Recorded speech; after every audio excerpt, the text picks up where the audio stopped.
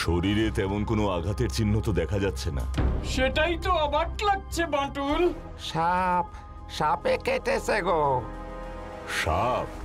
সাপেই তো কেটেছে বলে মনে হচ্ছে। সাপ গলায় ছোবল মারল? আশ্চর্য। হতচ্ছাড়াগুলো অপকর্ম করতে এসে রাতে ঘুমিয়ে পড়েছিল মনে হয়। শরীরে বিষ ঢুকলো অথচ শরীরের কোনো পরিবর্তনই তো বিশেষ হয়নি।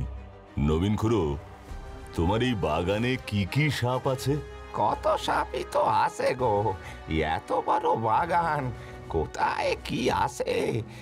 ডোরা, নাউডগা, চন্দ্রবোরা, কেউটে, এমনকি ২-৫টা গোকরো দেখেছি বই কি।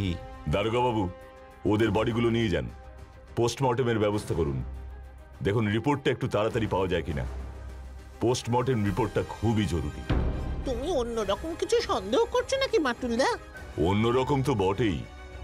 পেটকালির মতন এমন একজন লোক সাপের ছোবলে এভাবে বেঘরে নিঃশব্দে প্রাণ দিল, বাঁচবার চেষ্টাও করলো না। ছোবল খাওয়ার পর অন্তত ১.৫-২ ঘন্টা তো দেহে প্রাণ থাকে। এত বিষাক্ত সাপ, অথচ দেহ কেমন স্বাভাবিক রয়েছে। অন্যরকম তো লাগছেই রে, বেশ অন্যরকম।